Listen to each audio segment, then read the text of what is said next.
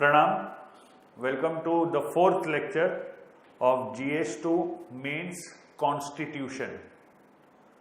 Constitution, polity, governance, social justice, international relations. GS2 के ये parts हैं, राइट? हम क्या करने वाले हैं? We are going to take up each part, constitution के लेक्चर्स पूरे, पॉलिटी के पूरे लेक्चर्स, गवर्नेंस के पूरे लेक्चर्स, सोशल जस्टिस के पूरे लेक्चर्स और इंटरनेशनल रिलेशंस के पूरे लेक्चर्स। ये हम एक अलग अलग मॉड्यूल बना के कवर करने वाले हैं। ओके, तो that is how we are going to actually cover this entire GS2 का पेपर। उसमें से कॉन्स्टिट्यूशन का जो पार्ट है उसका आज चौथा लेक्चर है। पिछले 3 लेक्चर्स में we have gone through the changes that have happened since 1773 to the Indian Independence Act of 1947। अलग अलग समय पर ब्रिटिश सरकार ने कौन से नियम बनाए थे, ईस्ट इंडिया कंपनी ने कौन से कानून और नियम बनाए थे, we have discussed that. So today we start our discussion on the Indian Constitution. We'll start at the very beginning, that is objectives and philosophy of the Indian Constitution. भारतीय संविधान का उद्देश्य और उसके पीछे का सिद्धांत या उसके पीछे की सोच या उसका दर्शन एज इन फिलॉसफी। ये समझने के लिए we will have to go back to 22nd January 1947, very important date, 22nd January 1947, when an objectives resolution was proposed by Nehru and it was adopted by the Constituent Assembly.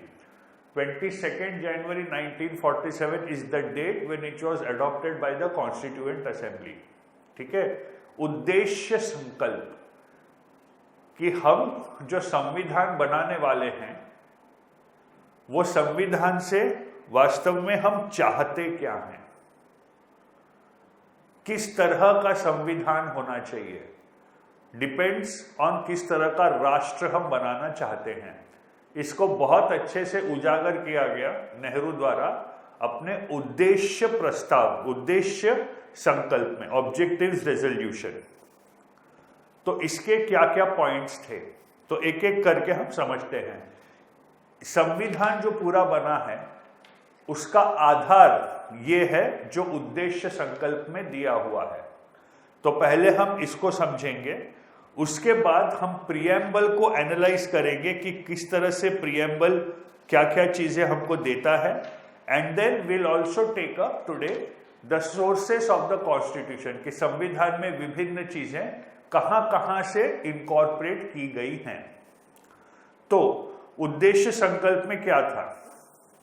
First, proclaim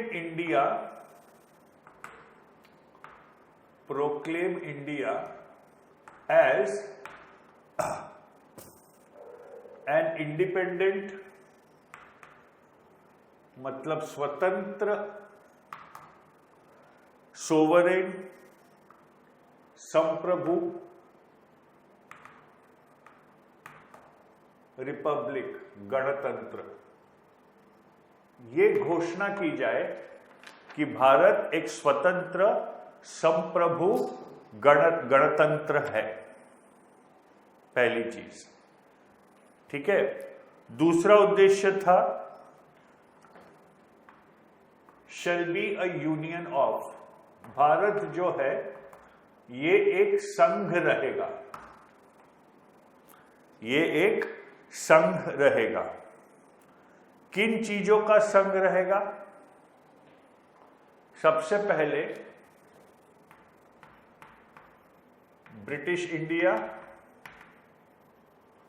shall be a union of British India, princely states,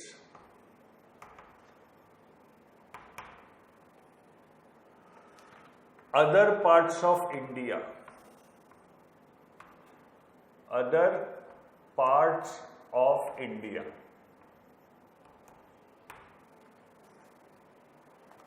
outside 1 and 2, इसकी क्या जरूरत है? कई ऐसे हिस्से थे, दो तो बिल्कुल ध्यान में होने चाहिए आपको, जो 1947 में न भारत की रियासतें थी, मतलब कोई इंडियन प्रिंस नहीं था, न ही ब्रिटिश इंडिया का पार्ट था, बट ज्योग्राफिकली वो इसी पेनिनसुला के पार्ट थे। Goa, Puducherry, Pondicherry for example. तो other parts of India outside 1 and 2 and such other territories और ऐसे अन्य क्षेत्र, राइट, जिनकी इच्छा है कि भारत में शामिल हो जाएं, as are willing to be constituted into, as are willing to be, ये सब आप नोट्स में लिखते चले जाइए प्लीज, मैं अलग से कुछ डिक्टेट नहीं करने वाला हूं। constituted into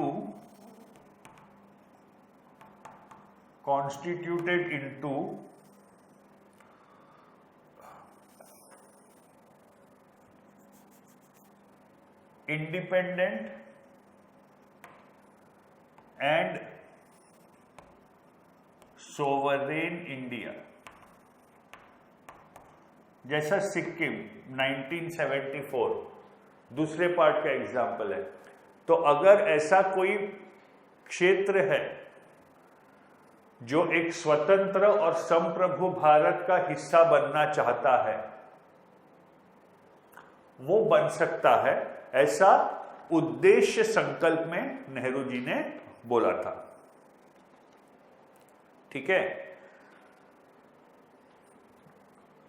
अगली चीज थी कि ये सारे क्षेत्र जो हैं, ठीक है, उनके पास वो सारी शक्तियां रहेंगी जो केंद्र के पास नहीं है। ऐसे क्षेत्रों के पास वो सारी शक्तियां रहेगी और वो उन सारी शक्तियों का क्रियान्वयन कर सकते हैं जो संघ के पास नहीं है। तो अगला पॉइंट लिखिए, these territories, which territories? These territories shall exercise all powers, these territories shall exercise all powers not vested in the Union of India, not vested in the Union of India। मतलब ये clear cut division उद्देश्य संकल्प में हो गया है कि कुछ क्षेत्र रहेंगे जहां सारे अधिकार संघ या केंद्र के पास रहेंगे, अन्य विषयों में सारी शक्तियां, सारे अधिकार इन क्षेत्रों के पास रहेंगे। कुछ क्षेत्रों के पास, इन क्षेत्रों के पास। तो एक हम जो फेडरल स्ट्रक्चर की बात करते हैं, when we talk about federal structure, उद्देश्य संकल्प में उसकी नींव आपको यहां दिखाई देती है। ठीक है।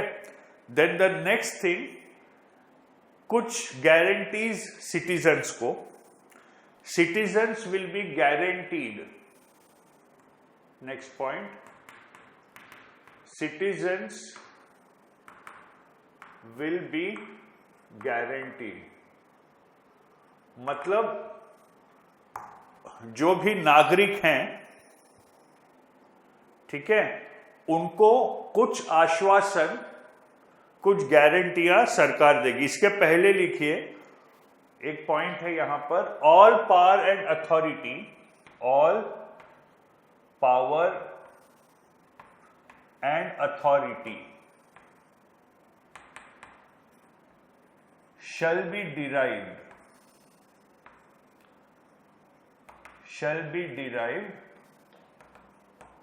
from the people।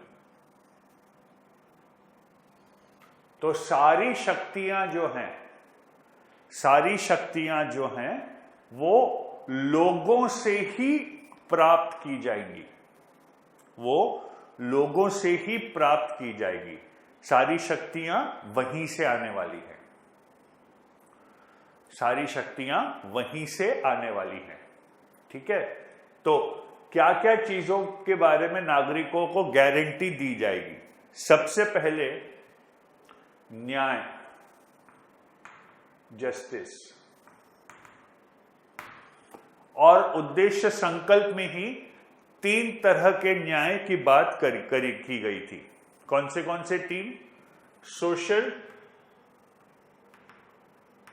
Economic and political.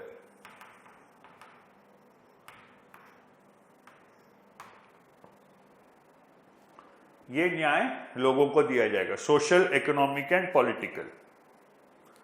समानता, लोगों को आश्वस्त, ये गारंटी दी जाती है कि सब लोग समान हैं, इक्वालिटी। बट किन चीजों की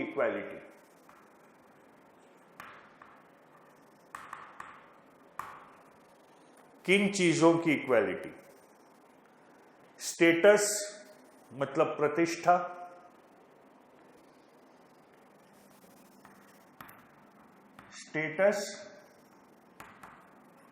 अपॉर्चुनिटी, अवसर,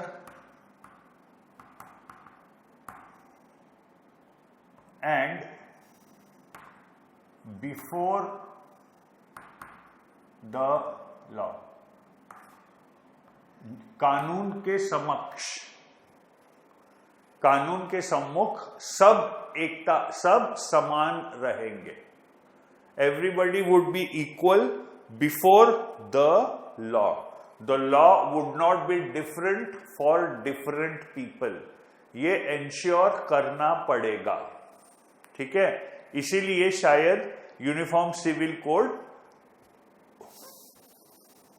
has been put in the directive principles, नीति निर्देशक सिद्धांत में आचार संहिता, मतलब समान आचार संहिता डाला हुआ है, यूनिफॉर्म सिविल कोड, नागरिक संहिता, ठीक है। तो ये दूसरी चीज जिसकी गारंटी सिटीजन्स को दी जाएगी। तीसरी चीज स्वतंत्रता, फ्रीडम। कुछ बेसिक फ्रीडम्स रहेंगे जो लोगों को दिए जाएंगे, ठीक है। Citizens will be guaranteed some freedoms. क्या क्या है ये फ्रीडम्स? सबसे पहले थॉट,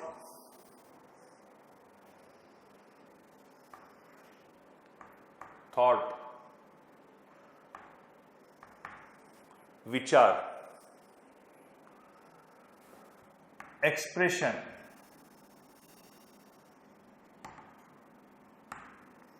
अभिव्यक्ति, बिलीफ,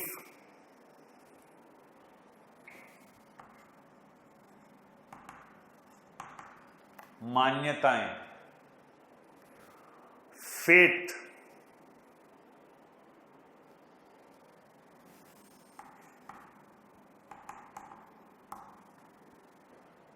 धर्म,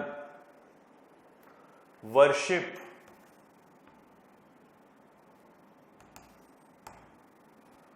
आराधना, वोकेशन,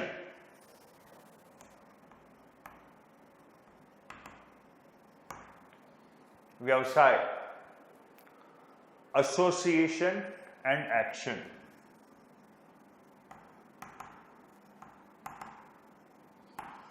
जुड़ना,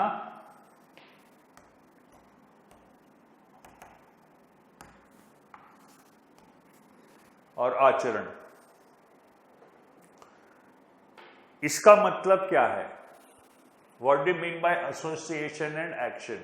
मतलब उस व्यक्ति के पास अधिकार रहेगा कि वो किसी भी संस्था, किसी भी पंथ से जुड़े,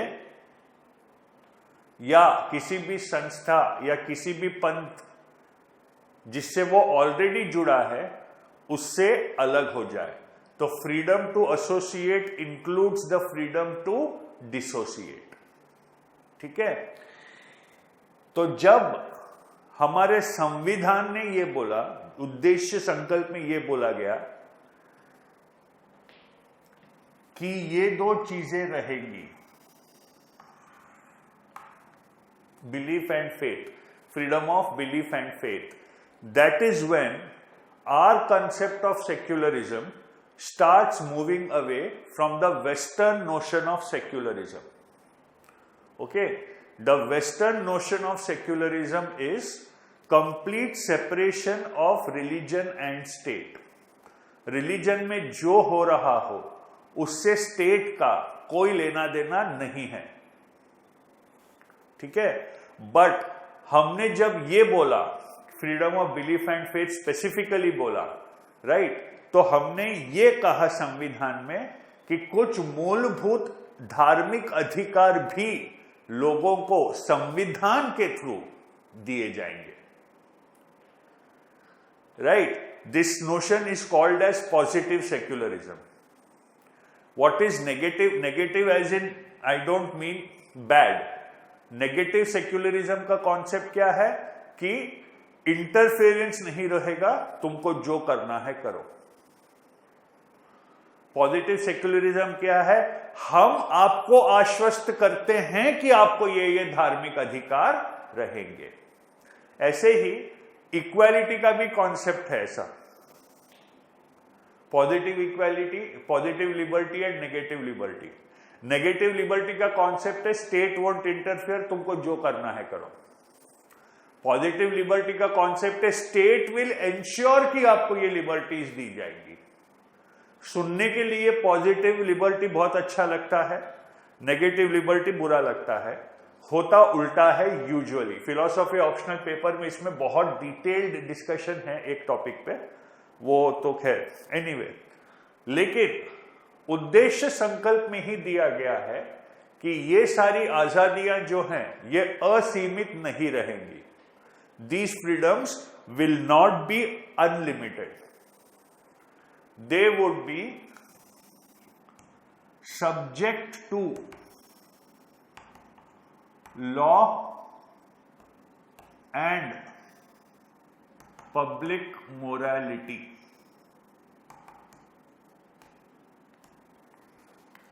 They would be subject to law and public morality.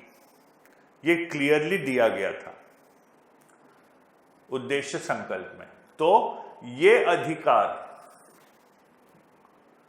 अधिकार हम लोगों को देंगे। ठीक है? ये हमारे संविधान का एक उद्देश्य होना चाहिए। Next point was adequate safeguards for certain section of people. Adequate safeguards। कुछ वर्गों के लिए उचित संरक्षण। संरक्षण क्यों? ताकि उनका एक्सप्लॉयटेशन ना हो, इसके लिए सेफगार्ड। कौन से वर्ग थे ये? माइनॉरिटीज, अल्पसंख्यक, backward and tribal areas, backward and tribal areas, depressed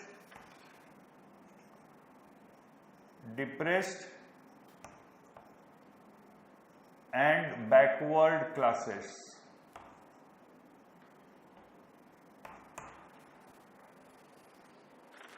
ये 3 वर्गों का शोषण न हो, इसीलिए इन वर्गों को उचित सुरक्षाएं प्रदान की जाएंगी संविधान में। Adequate safeguards for these sections of people. Bharat के क्षेत्र की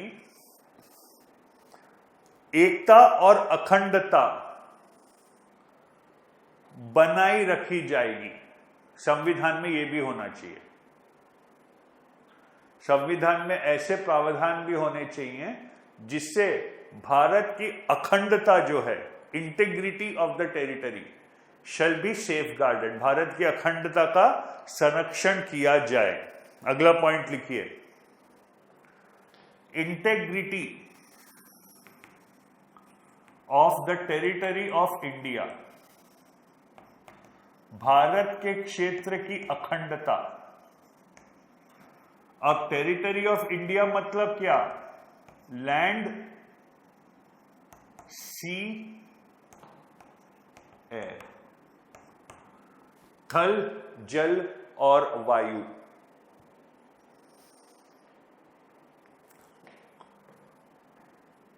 shall be safeguarded, shall be safeguarded. Integrity of the territory of Republic of India shall be safeguarded. ठीक है, ये काफी आवश्यक है, राइट? रिमेंबर, संविधान में बहुत सारे संशोधन भी हुए हैं, ठीक है।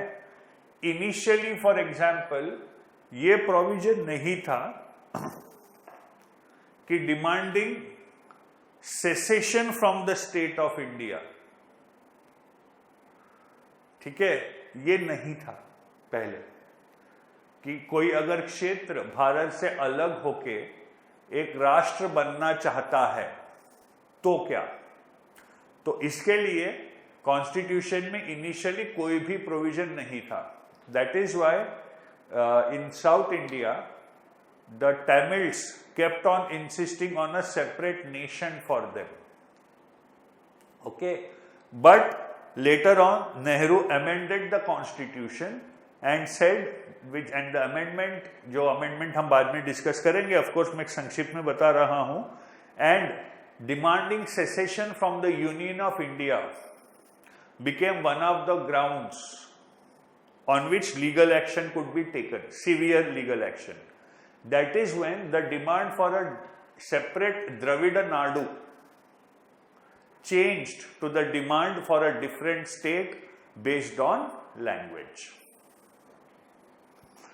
Nahi to A.R. Rahman would not have been a citizen of your country. Anyway, so integrity of territory of India, Mani Ratnam also shall be safeguarded. Rajnikant also. ठीक है, क्या Rajinikanth started off in Bombay, but that's a different story, right? तो एक और जो एक international perspective से, right, how should India be looked at by the other nations, इसमें retain its rightful and honoured place in the world, retain its rightful and honored place in the world. विश्व में अपना उचित स्थान बना पाए, retain its rightful and honored place in the world, विश्व में अपना उचित स्थान बना पाए, make its contribution to promotion of world peace,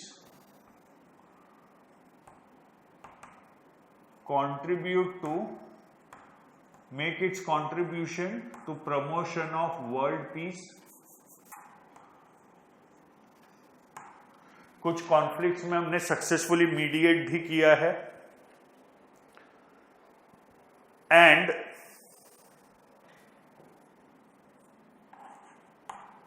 make its contribution to world peace and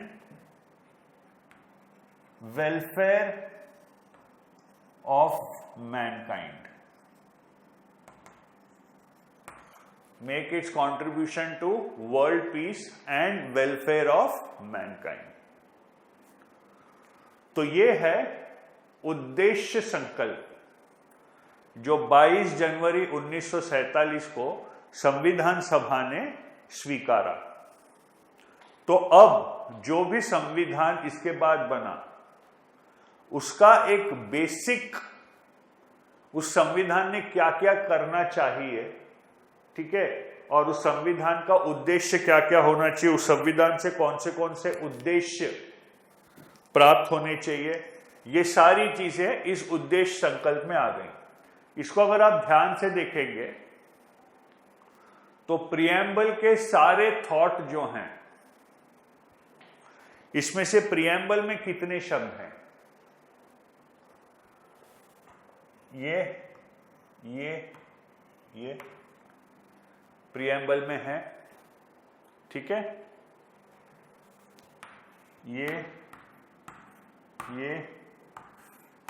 तीनों प्रिएम्बल, ये 6 वर्ड्स हमारे प्रिएम्बल में ऑलरेडी हैं, ठीक है।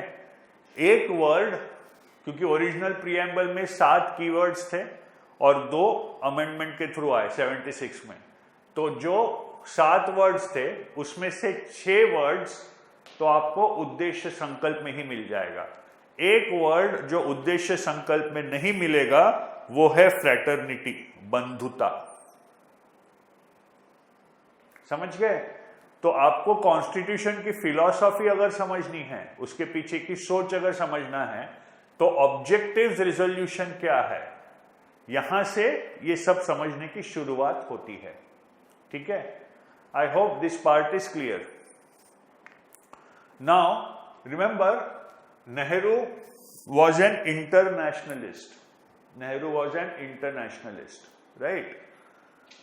तो ये संविधान, ये उद्देश्य संकल्प में क्लियर कट कुछ चीजें इंप्लाइड है, क्लियर कट कुछ चीजें इंप्लाइड है। जैसे जो एंशिएंट इंडिया के कुछ चीजें जो थी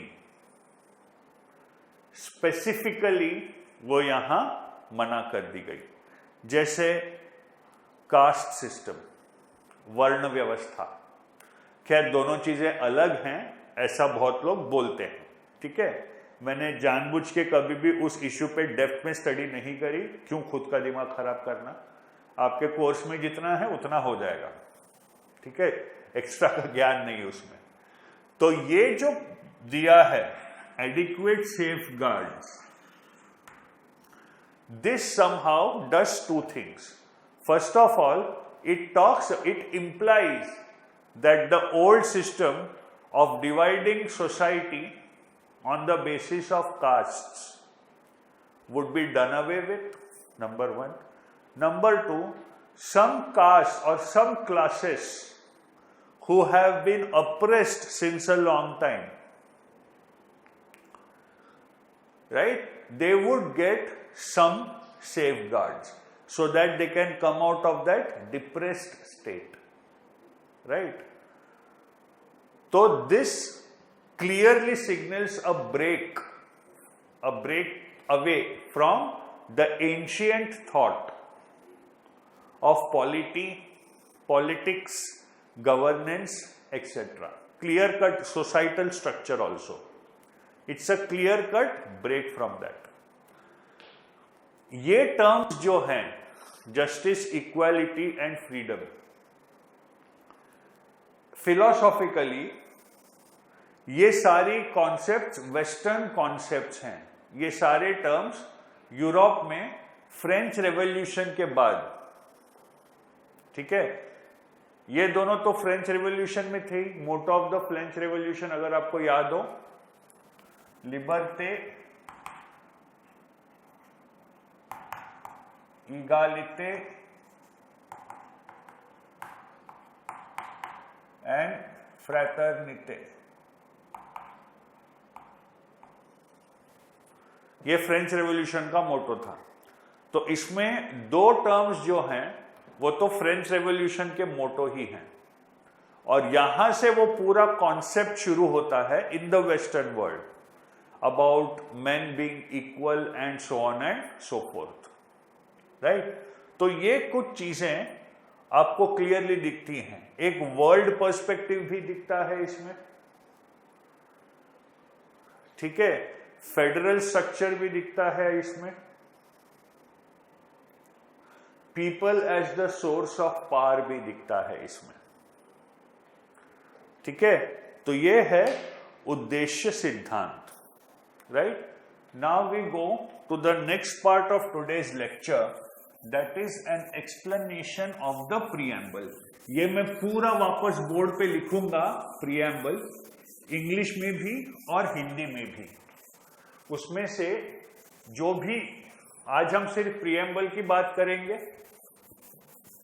ठीक है, और उसमें जो भी क्रूशियल टर्म्स हैं हम उसका प्रीएम्बल का ग्रामर भी देखेंगे कि वो ग्रामर से हमको क्या पता चलता है। बहुत ही इंटेलिजेंटली फ्रेम्ड प्रीएम्बल है वो। तो एक चीज याद रखिए आप, आज तक अगर हम अलग अलग राष्ट्रों में नहीं बटे हैं,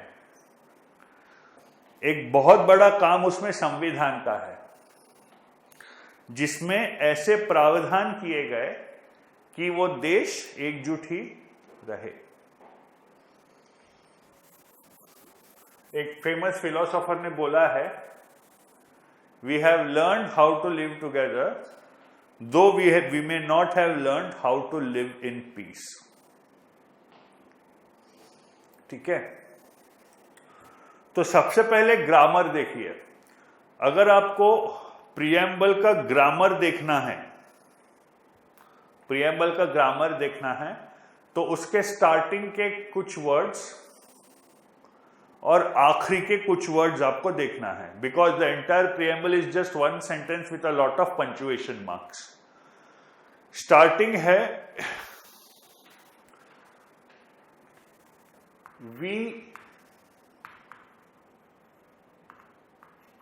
द पीपल ऑफ इंडिया, हम भारत के लोग,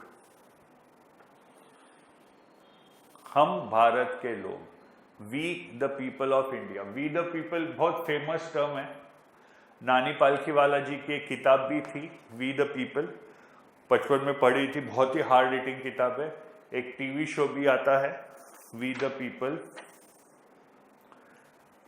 ब्ला ब्ला ब्ला ब्ला ब्ला ब्ला, ये और आखिरी में आता है adopt, enact and give to ourselves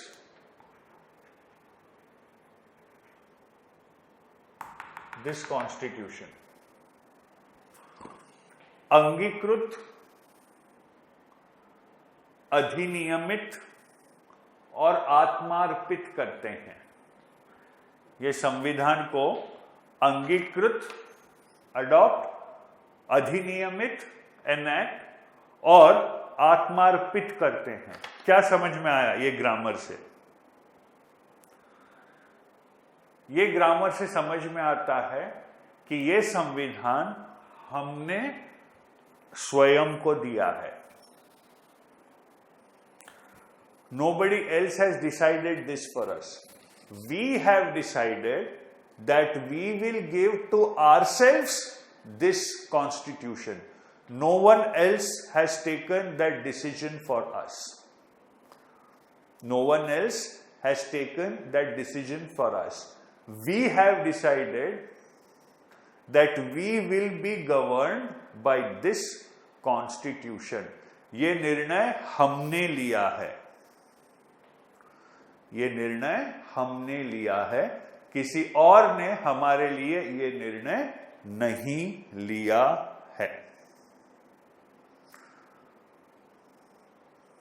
okay, तो people as the source of authority जो था वो यहां से दिखता है। अब संविधान का जो की प्रस्तावना जो है, प्रीएम्बल जो है, उसके आप क्लियरली दो पार्ट देख सकते हैं। क्या है दो पार्ट? सबसे पहले, what do we want to be, हमें क्या बनना है। भारत को क्या बनना है, ये पहला पार्ट है। What do we want to be, it's very clear. We want to B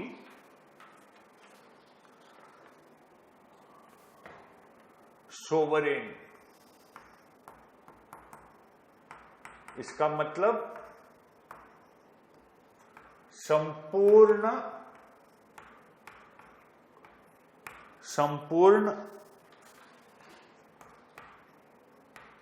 प्रभुत्व संपन्न।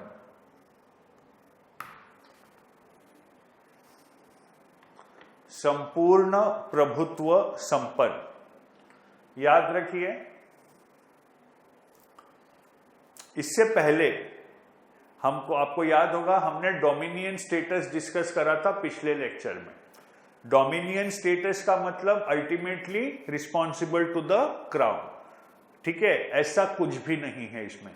संपूर्ण प्रभुत्व संपन्न, that means sovereign, self rule. We will decide how we want to be governed. We will be governed for the benefit of our people. Our policies would be for the benefit of our people. We will decide what our policies will be. No one else will decide that. That is sovereign. एक बहुत बड़ा सवाल है इसमें कि as the world, as nations of the world keep on getting interconnected with each other, intermingling with each other, right? Can we really be sovereign? Are our policies really sovereign? Of course, ultimately they are for the benefit of the people only. But can we make policy independent of what's happening around the world? तो कुछ लोगों का ये कहना है कि आपकी policy थोड़ी सी भी चाइना से इन्फ्लुएंस हो रही है, या अमेरिका से इन्फ्लुएंस हो रही है, या यूएसएसआर से इन्फ्लुएंस हो रही है, तो आप एक्चुअली सोवरेन नहीं हो। नहीं, ये गलत है। बिकॉज इनसे इन्फ्लुएंस होने के बाद भी जो पॉलिसीज बनती हैं, of course no one in his right person can deny कि इन्फ्लुएंस नहीं होती हैं। इसको कोई डिनाई नहीं कर सकता, जी बिल्कुल होती हैं। बट उसके बाद भी लोगों का हित, भारत के लोगों का हित सर्वोपरि होता है। Interest of the people of India are paramount, even if the policy is influenced. That is where sovereignty comes into play. तो हमारी इकोनॉमिक पॉलिसीज हमारे बेनिफिट के लिए रहेंगी, ये नहीं कि अंग्रेजों के लिए बेनिफिट के लिए, अंग्रेजों के बेनिफिट के लिए रहेंगी या चीनियों के बेनिफिट के लिए रहेंगी। नो, हमारी पॉलिसीज हमारे बेनिफिट के लिए रहेंगी, ठीक है? अब जिस ऑर्डर में लिखा है आज का प्रीएम्बल जिस ऑर्डर में है, मैं उस ऑर्डर की बात कर रहा हूं।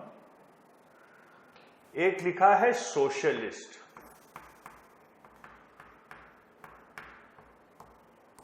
समाजवाद, समाजवादी। अब सोशलिज्म, ये आप सब लोगों को पता ही होगा कि this was inserted by the 42nd amendment of 76। Socialism के कई रूप हैं, कई एस्पेक्ट्स हैं।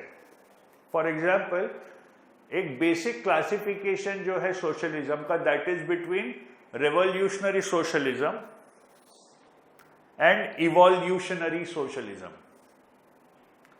रेवोल्यूशनरी सोशलिज्म मतलब overnight replacement of everything by public control through a violent revolution.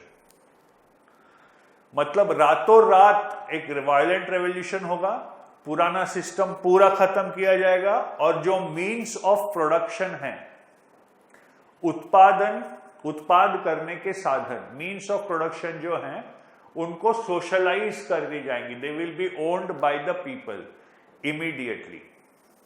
ठीक है, दिस इज रेवोल्यूशनरी सोशलिज्म। और इवोल्यूशनरी सोशलिज्म का मतलब क्या है? इवोल्यूशनरी सोशलिज्म का मतलब है कि नीतियां ऐसी बनाई जाएंगी कि धीरे धीरे private ownership would be used for social benefit. जैसे जिनके पास प्राइवेट प्रॉपर्टी ज्यादा है, जिनके पास मीन्स ऑफ प्रोडक्शन ज्यादा है, उनसे ज्यादा टैक्स वसूलना, उनको दूसरों की भलाई में खर्च करना, ये एक तरह का सोशलिज्म ही हुआ ना। ठीक है, because snatching away the means of production from the hands of a few people through violent revolution is not a possibility that can be done. एक बार फ्रेंच रेवोल्यूशन में करके देखा था, बर्बन डायनेस्टी को भगा दिया था 1792 में। 1828 में बर्बन्स वापस आ चुके थे फ्रांस में। तो ये साबित होता था। एंड रिमेंबर, हमको जो आजादी मिली थी that was through peaceful process mainly, हालांकि कुछ लोग उसको डिस्प्यूट करते हैं। तो इसीलिए वो फिलॉसफी जो है वो भी है संविधान में। ये दो तरह की सोशलिज्म है। फिर एक और तरह का है, जैसा एक यूके में एक सोसाइटी थी, फेबियन सोसाइटी, जो कार्ल मार्क्स के बाद बनी थी, शायद 50 साल बाद कुछ बनी थी। और जब नेहरू लंदन में थे उस वक्त वो फेबियन सोसाइटी के सदस्य भी थे। तो उनका वेरिएंट ऑफ सोशलिज्म अलग था। उनका वेरिएंट ये था कि सरकार को जो करना है वो तो करेगी, ठीक है, उसके अलावा जो अपर क्लासेस और अपर मिडिल क्लासेस है, प्रोपोगेशन द्वारा उनके दिमाग में भी सोशलिज्म का मैसेज बिठाया जाएगा। सोशलिज्म क्या है ये उनको बताया जाएगा, सोशलिज्म क्यों होना चाहिए ये उनको बताया जाएगा, ताकि वॉलंटरीली वो बहुत सारी चीजें करें। They will do a lot of things voluntarily. तो वो फेबियन सोसाइटी जो थी, उससे नेहरू का विजन काफी इंस्पायर्ड था। इनफैक्ट जो 56 में हमने एक इकोनॉमिक मॉडल जो शुरू किया था, 51 इकोनॉमिक प्लानिंग जो हमने शुरू की थी rather, that is called Nehruvian Fabian socialism. Okay, so by socialist we don't mean complete public ownership of all means of production. No. What we actually intend by socialist is a socialistic pattern of society. What we intend is a socialistic pattern of society, which becomes a very different thing. Okay? Socialist. फिर एक और word जो add किया गया था 42nd amendment में, secular. संविधान में हिंदी में इसको पंथ निरपेक्ष बोला गया है। पंथ निरपेक्ष। हम आजकल धर्म निरपेक्ष ही बोलते हैं, लेकिन वो टर्म को कुछ लोग गलत इसलिए मानते हैं कि अगर आप एंशिएंट इंडियन लिटरेचर देखें तो रिलीजन के लिए कोई वर्ड ही नहीं है। रिलीजन के लिए कोई वर्ड ही नहीं है। हमने एथिक्स के एक पेपर में देखा है कि धर्म की क्या परिभाषा थी। धर्म हो सकता है आपका कर्तव्य हो, धर्म हो सकता है आपका वर्ण धर्म हो, धर्म हो सकता है आपका आश्रम धर्म हो। तो धर्म ये जो वर्ड है, ठीक है, इसके कई मायने हैं according to ancient Indian scriptures, जिसमें से एक भी organised system of god and theology, इसके लिए कोई वर्ड ही नहीं है। तो सेक्युलर को पंथ धर्म निरपेक्ष बोलना, धर्म निरपेक्ष तो आप हो ही नहीं सकते ना सर। आपका कोई ना कोई धर्म तो होगा ही, आपकी कोई ना कोई कर्तव्य तो होगा ही आपका। सरकार का भी कुछ धर्म होता है, राज धर्म होता है सरकार का। तो मे बी इसीलिए धर्म निरपेक्ष नहीं बोला गया है, उसको पंथ निरपेक्ष बोला गया है, ठीक है। और सेक्युलरिज्म का एक्चुअली मतलब क्या है? That the government has no religion. सरकार का अपने आप में कोई पंथ नहीं रहेगा, ठीक है। दूसरा, हर पंथ का समान सम्मान करेगी, ठीक है। पंथ निरपेक्ष, very different from the western concept, remember. Democratic रहेगा ये, लोकतांत्रिक,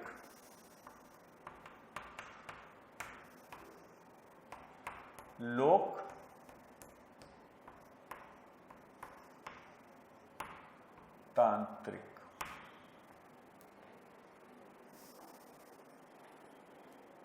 लोकतांत्रिक, लोकतंत्रात्मक भी बोलते हैं इसको, एंड रिपब्लिक, रिपब्लिक मतलब गणराज्य, गण का राज होगा, गण का राज होगा, ठीक है। लोकतांत्रिक या लोकतंत्रात्मक क्या होता है? लोकतंत्र, चुनाव की पूरी प्रणाली, ओके। रिमेंबर, चुनाव की प्रणाली गणराज्य की तरफ इशारा करती है, जबकि लोकतंत्र का डेफिनेट सिनोनिम रिपब्लिक नहीं है,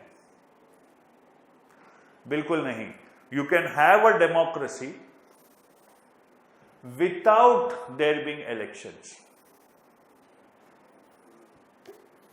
कैसे?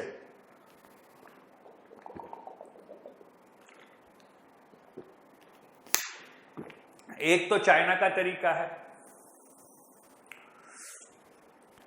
China still maintains that we are a democracy, we are a one-party democracy.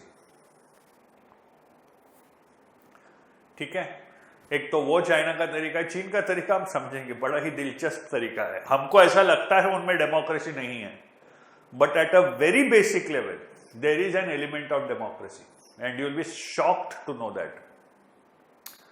I let you live with your illusions for few more days, ठीक है। अब स्पेशली टेक्नोलॉजी के दौर में मैं क्या करूंगा, एक तरीका सुझा रहा हूं, आप सोचिए। जो भी बिल आज हम पार्लियामेंट में पास करते हैं उसको सरल भाषा में मैं एक गवर्नमेंट वेबसाइट पे डाल दूंगा।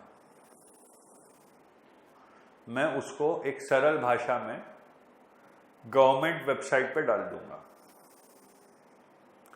और लोगों को डायरेक्टली बोलूंगा वोट करो।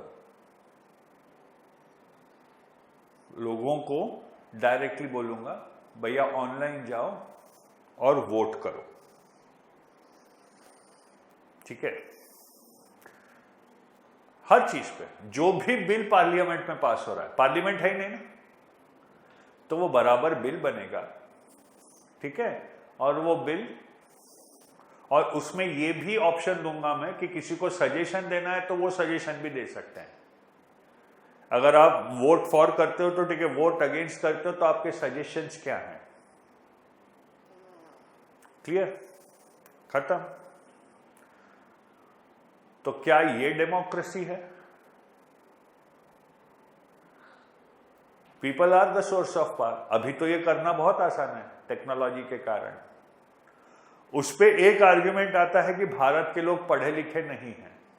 अरे तो चुनाव में 60% वोटिंग अगर हो गई तो आप बोलते हो अरे वाह मजा आ गया चुनाव में, बराबर है, ठीक है। 60 नहीं होगी, कितने सारे क्षेत्र हैं भारत में जहां वोटिंग ही 50-55% होती है, बहुत सारे क्षेत्र हैं भैया। क्या ये डेमोक्रेसी हुई? सोचो इस बात पे, सोचो। तो इसीलिए डेमोक्रेसी एक अलग चीज होती है और रिपब्लिक एक अलग चीज होती है। कुछ लोग बहुत पहले स्टूडेंट्स पूछते थे कि सर ये दोनों लिखने की क्या जरूरत थी प्रीएम्बल में, एक से काम नहीं होता क्या? Democracy is direct democracy also, जो एंशियंट ग्रीस में थी, right, where all the free man, दो चीजें इसमें आ गई, you should not be a slave, you should be free and you should be a man. वो ऐसे पल्पिट्स में चौक में मिलते थे, डिस्कस करते थे और डिसाइड करते थे। तो डायरेक्ट डेमोक्रेसी का कॉन्सेप्ट जो है वो एक अलग चीज है, वेयर पीपल डायरेक्टली पार्टिसिपेट। तो ये तो भैया डायरेक्ट डेमोक्रेसी हुई ना? नहीं। रिपब्लिक का मतलब people will elect their representatives and these representatives will decide what should be the law. People will elect their representatives and these representatives will decide what should be the law. That is a republic. ठीक है, तो ये पहला part हो गया, जैसा मैंने बोला था।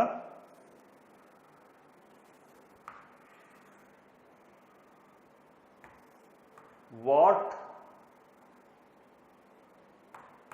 we want to be, हम क्या बनना चाहते हैं, ठीक है, what we want to be. Then the next part is what do we want to achieve, हमारा उद्देश्य क्या है, ओके। तो इसमें है जस्टिस,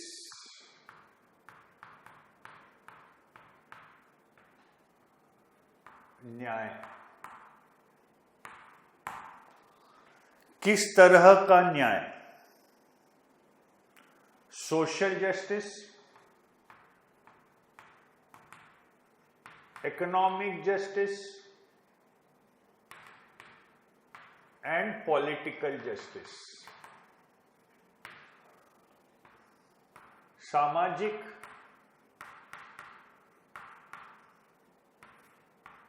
आर्थिक,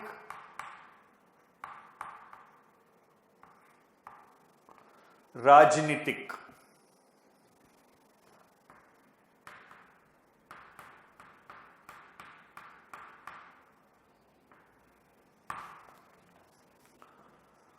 इतने तरह का न्याय, सामाजिक, आर्थिक और राजनीतिक। सोशल जस्टिस का जो कॉन्सेप्ट है, रिजर्वेशंस का जो सारा मसला जो है, प्रीएम्बल के बेसिस पे उसको यहां से जस्टिफाई किया जा सकता है। इकोनॉमिक जस्टिस क्या है? मीन्स ऑफ प्रोडक्शन का ओनरशिप, न्यायपूर्ण। तो डायरेक्टिव प्रिंसिपल्स में दिया है कि आपकी इकोनॉमिक सिस्टम इस तरह से ऑपरेट नहीं होनी चाहिए कि कॉन्सेंट्रेशन ऑफ वेल्थ बढ़े। ये डायरेक्टिव प्रिंसिपल्स में दिया है, your economic system should not operate in a way which increases the concentration of wealth, right. Political justice, anybody above the age of 25 years can contest an election and anybody above 18 years of age can vote in an election irrespective of which class of society he belongs to, right. Secondly, as far as voting is concerned, one man one vote। ऐसा नहीं है कि कुछ लोगों के votes को ज्यादा importance दिया जाएगा, कुछ लोगों के वोट्स को कम महत्व दिया जाएगा, ऐसा बिल्कुल भी नहीं है। So that is how the constitution tries to ensure, the laws of India try to ensure that political justice is given to the people. तो ये है न्याय, ये हमारा उद्देश्य है, किस तरह का हम समाज बनाना चाहते हैं। Then liberty,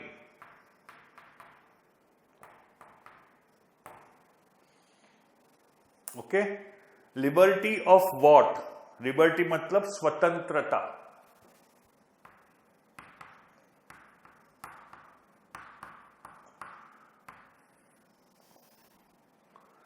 किन चीजों की स्वतंत्रता? Liberty of thought, expression, belief and worship.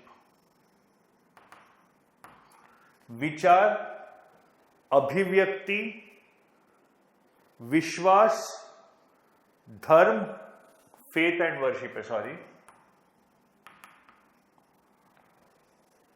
धर्म और उपासना।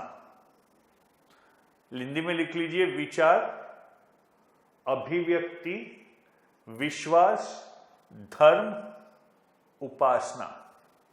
इसकी स्वतंत्रता कॉन्स्टिट्यूशन में दी गई है कि हर व्यक्ति के पास रहेगी।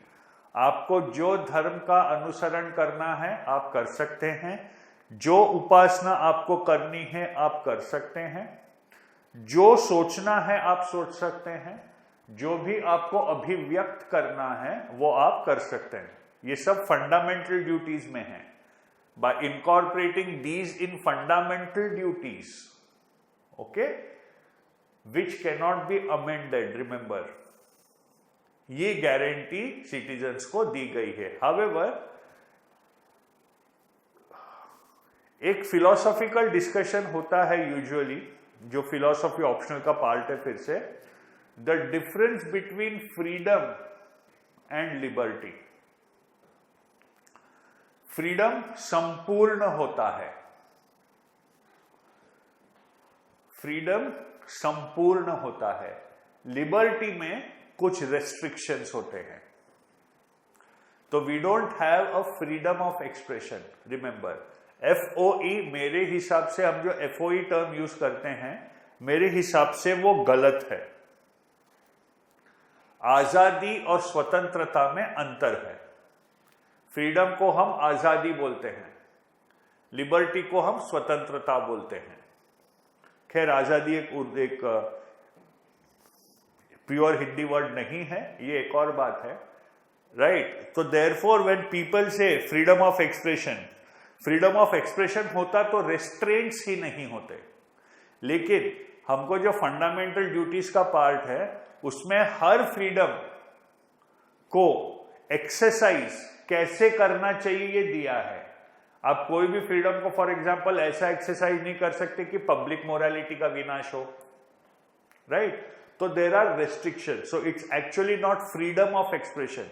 We as citizens of India do not have a freedom of expression, we have a liberty to express ourselves. बहुत क्रूशियल अंतर है ये दो शब्दों में। इसीलिए जब लोग एफओई बोलते हैं तो मुझे वो ठीक नहीं लगता है। फ्रीडम ऑफ एक्सप्रेशन ये टर्म कॉन्स्टिट्यूशन में है ही नहीं, लिबर्टी ऑफ एक्सप्रेशन जरूर है प्रिएम्बल में। कॉन्स्टिट्यूशन में जब फंडामेंटल ड्यूटीज में जाता है तो बोलने के लिए तो फ्रीडम बोला गया है, बट नीचे रेस्ट्रिक्शन दिए गए,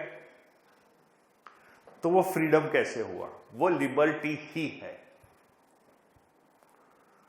समझ गए? ये एक बड़ा ही क्रूशियल पॉइंट है, ध्यान में रखिएगा इसको। कहीं नोट करना है तो नोट करके लिख लीजिए। फिर इक्वालिटी,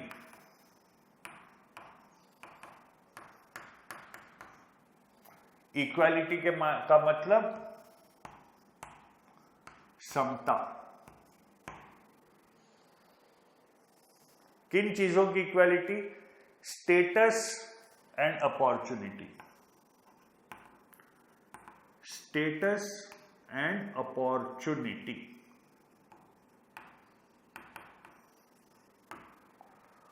प्रतिष्ठा,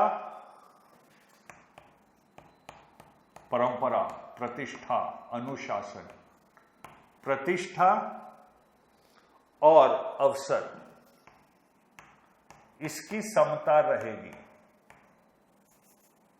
प्रतिष्ठा और अवसर, ये जानबूझ के पूरा हिंदी में लिख रहा हूं मैं ताकि क्लियर हो जाए आप लोगों को, राइट। Then fraternity.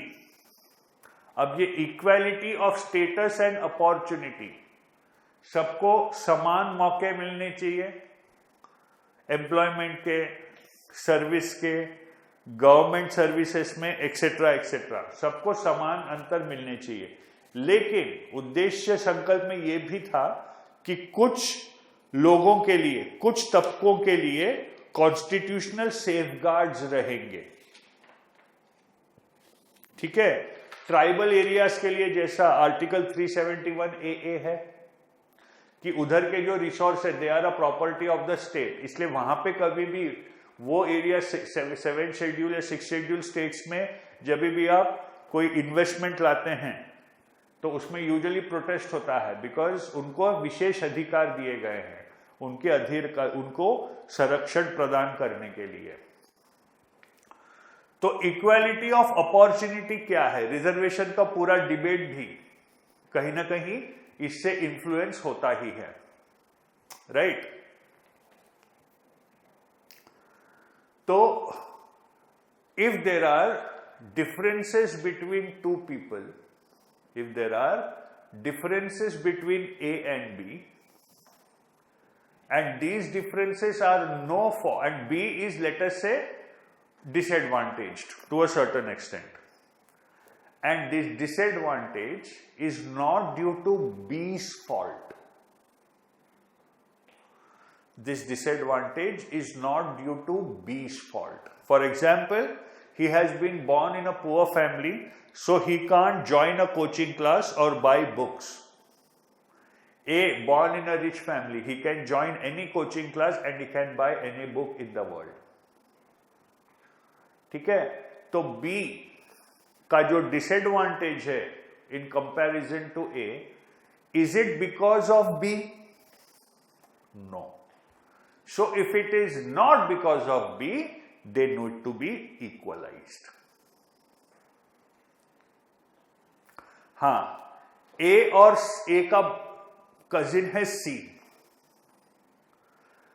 दोनों का फैमिली बैकग्राउंड सेम है, दोनों महंगी कोचिंग ज्वाइन कर सकते हैं, ठीक है, दोनों महंगी किताबें खरीद सकते हैं, दोनों कॉम्पिटिटिव एग्जाम में बैठते हैं, लेकिन A सिंसियरली प्रिपेयर करके देता है, C टाइम पास करता है पूरा टाइम, तो A का सिलेक्शन हो गया। हाँ, अब C का जो डिसएडवांटेज है वो C के कारण है ना, तो वो that's not a problem. But A और B का सिचुएशन देखें तो B के जो डिसएडवांटेजेस हैं वो B के कारण नहीं है। तो ऐसा कोई भी डिसएडवांटेज अगर हो तो इक्वलाइज करना चाहिए, ये उसके पीछे का फिलॉसफी है, ठीक है। अगला पॉइंट जो आता है वो है फ्रैटर्निटी। फ्रैटर्निटी का मतलब भाईचारा, बंधुता। यहां पर प्रस्तावना में किस तरह की बंधुता, जैसा किस तरह का जस्टिस, किस तरह की स्वतंत्रता, किस तरह की समता, बंधुता के बारे में किस तरह की बंधुता ये नहीं बताया है, बंधुता से क्या होगा ये बताया है। और क्या होगा? Fraternity which ensures the dignity of the individual, व्यक्ति की गरिमा, डिग्निटी ऑफ द इंडिविजुअल, व्यक्ति की गरिमा, व्यक्ति की गरिमा,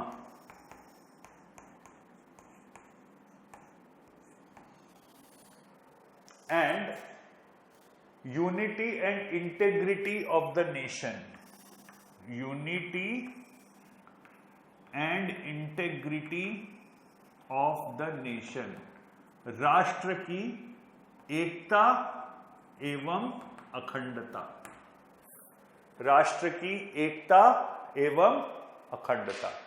क्योंकि जब तक बंधुता नहीं की भावना नहीं रहती लोगों में, ठीक है, राष्ट्र को एक रखना बहुत मुश्किल है, ठीक है। जब तक हर व्यक्ति दूसरे व्यक्ति की गरिमा का सम्मान नहीं करता, तब तक राष्ट्र को एकत्रित रखना बहुत मुश्किल है। तो ये इसके पीछे की बेसिक आइडियाज हैं, ठीक है।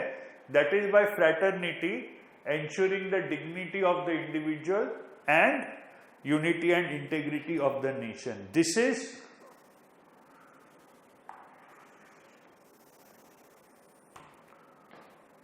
what is our objective. These are also known as the 9 key words. These are also known as the 9 key words of the preamble. Sovereign, socialist, secular, democratic, republic, justice, liberty, equality, fraternity. What we want to be and what is our objective. What kind of a society do we envisage, do we want to create. Okay. इसमें एक और चीज है, who decided,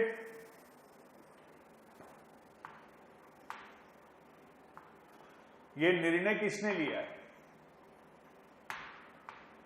we the people of India.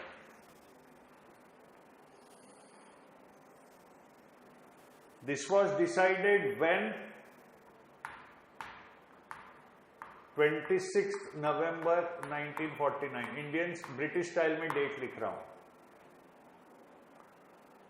Where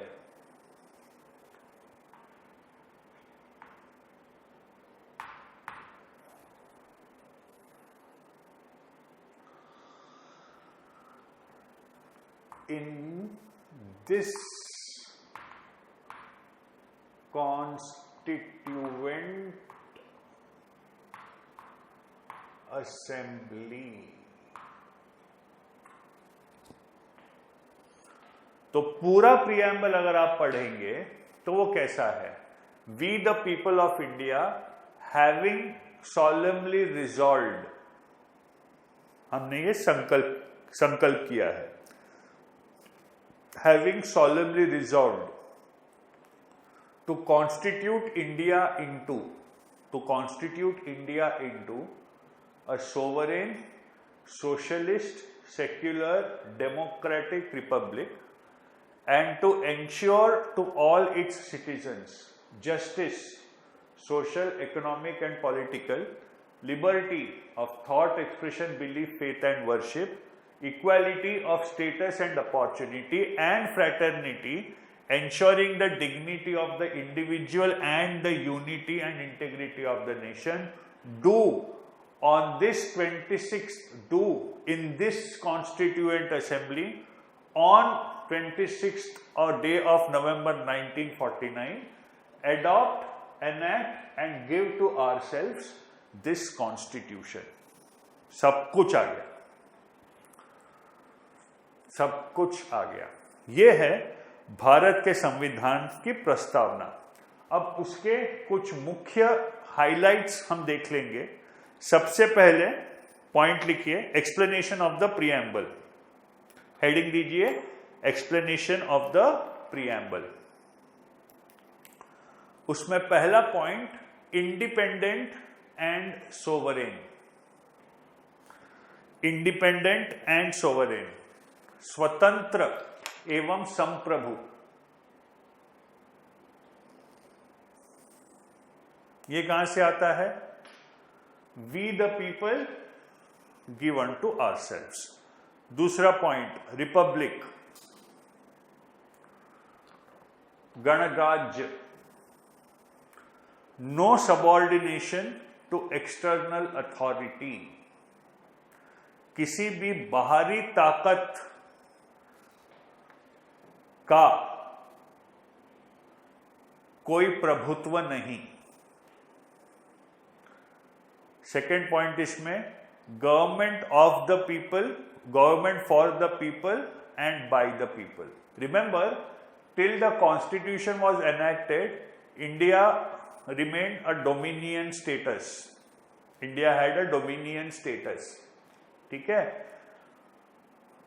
26 day of November 1949 when we got a constitution, that is when the Republic of India came into, the Union of India came into existence.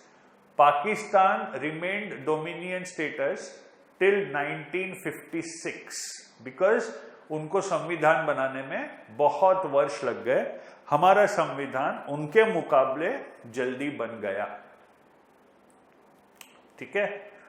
और हमारा संविधान बाद में suspend भी नहीं हुआ, एक बार हुआ था।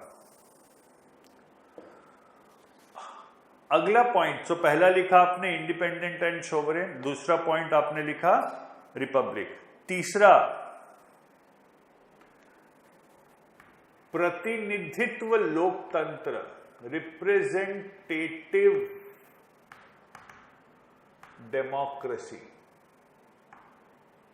ये हमको प्रियम्बल से समझ में आता है that it is a representative democracy. कैसे समझ में आता है? ये दो शब्दों का मिश्रण है। इसलिए मैंने आपको जो बोला था ऑनलाइन वोटिंग वाला, that is direct democracy. The preamble clearly lays down that it is going to be a representative democracy। मतलब रेफरेंडम का कोई भी रोल नहीं है हमारे डेमोक्रेसी में। जनमत संग्रह की कोई अवधारणा नहीं है। जैसे ब्रिटेन को ब्रेक्सिट के लिए पहले रेफरेंडम करना पड़ा, ठीक है, ऐसा जनमत संग्रह का कोई स्कोप नहीं है। This is going to be a representative democracy, not a direct democracy. इसका मतलब क्या है? संप्रभुता एक संसद के द्वारा क्रियान्वित की जाएगी। केंद्र में लोकसभा, राज्य में Vidhan Sabha. Sovereignty to be exercised through a parliament at the centre and a legislature in each state. पहला पॉइंट है रिप्रेजेंटेटिव डेमोक्रेसी का, ठीक है। सेकेंड, इलेक्टेड, हमने बोला था पॉलिटिकल जस्टिस, तो elected on the basis of universal adult franchise, सार्वभौमिक मताधिकार, सार्वभौमिक वयस्क मताधिकार। जैसा मैंने बोला था, ऐसा नहीं कि कुछ क्लास ऑफ पीपल को एक्सक्लूड कर दिया जाएगा कि भैया तुमको वोटिंग राइट्स है ही नहीं, ऐसा कुछ नहीं होगा। There would be a universal adult franchise and that would be the basis for electing people to the parliament और टू द लेजिस्लेचर्स, ठीक है। फिर हमारी डेमोक्रेसी पार्लियामेंटरी डेमोक्रेसी रहेगी। पार्लियामेंटरी डेमोक्रेसी रहेगी, प्रेसिडेंशियल फॉर्म नहीं, पार्लियामेंटरी। इसका मतलब रिप्रेजेंटेशन ऑफ द पीपल, ठीक है। रिस्पॉन्सिबल गवर्नमेंट, एक जिम्मेदार सरकार, responsible government. And third, accountability, जवाबदेही, accountability of cabinet, council of ministers to the legislature. मंत्रिपरिषद ऑब्लिक मंत्रिमंडल, मंत्रिपरिषद या मंत्रिमंडल संसद के प्रति जवाबदेह रहेगा, ठीक है। Accountability of cabinet to the legislature, ठीक है। पॉलिटिकल जस्टिस जो है, अगला पॉइंट लिखिए पॉलिटिकल जस्टिस। इसमें क्या क्या आता है? पॉलिटिकल जस्टिस का मतलब क्या है?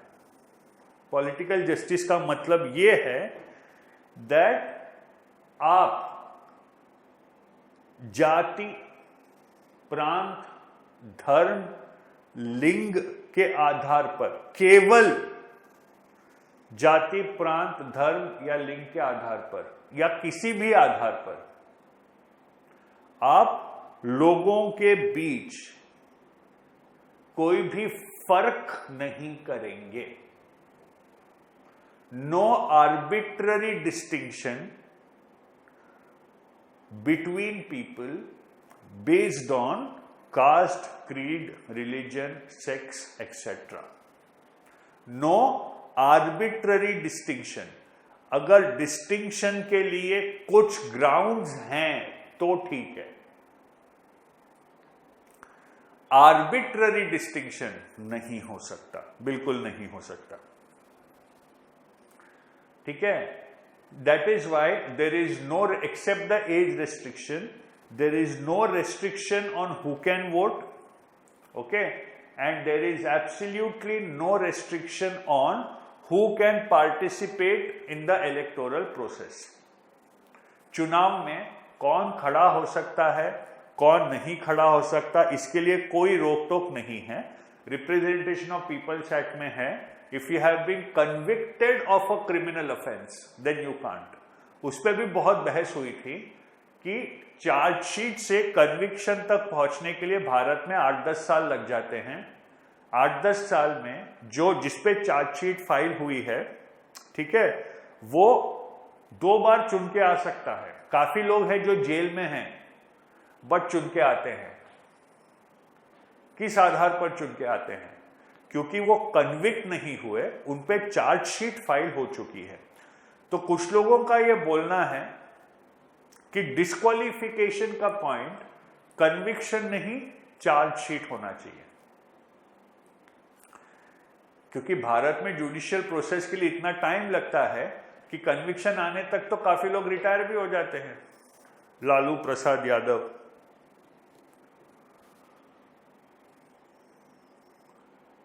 हाँ, तो उसमें एक संवैधानिक दिक्कत जरूर है। और उसमें संवैधानिक दिक्कत यह है, एक मिनट, संवैधानिक दिक्कत यह है that you are innocent till proven guilty. बराबर है? तो आप चार्जशीट के बेस, चार्जशीट होते ही डिस्क्वालीफाई अगर कर देंगे तो आप ये रूल के विपरीत जा रहे हो ना, you are assuming he is guilty. Prosecution शुरू भी नहीं हुआ है और आपने उसको डिस्क्वालीफाई कर दिया है।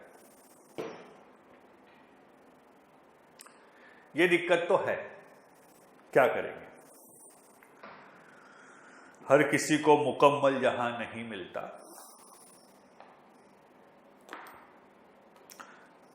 कहीं अपराधी मिलते हैं,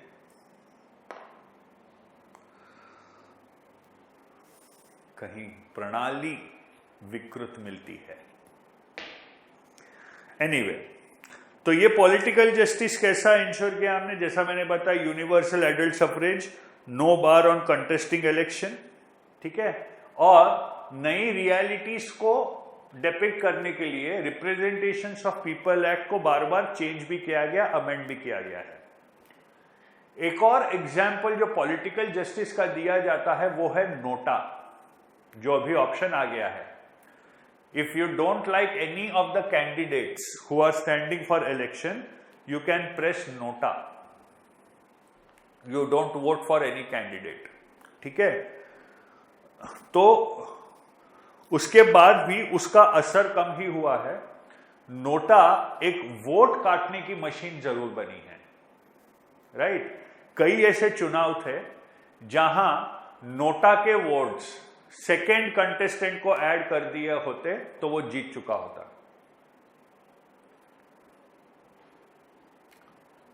ठीक है।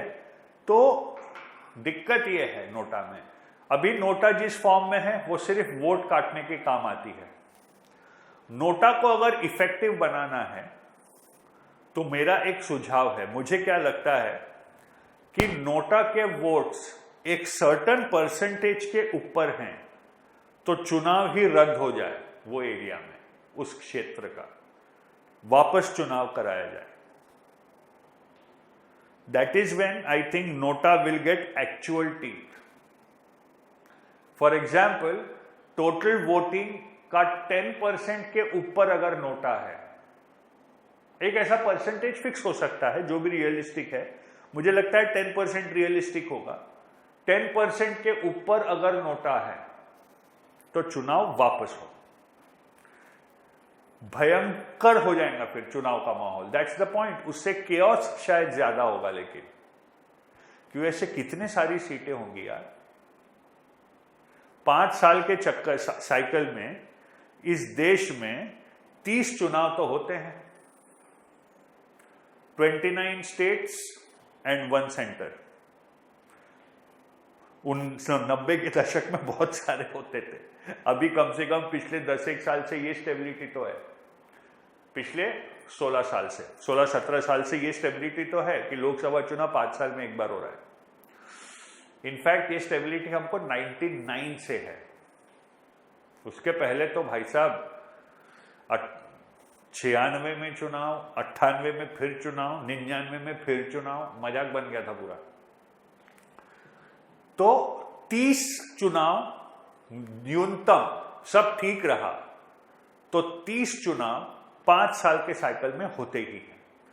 नोटा का ये रूल भी अगर डाल दिया तो सोचिए कितने बार चुनाव होगा। पूरा हम चुनाव ही करते रहेंगे पूरे 5 साल। ये दिक्कत है। खैर, तो इस तरह से पॉलिटिकल जस्टिस इंश्योर किया गया है। ठीक है। What about economic justice?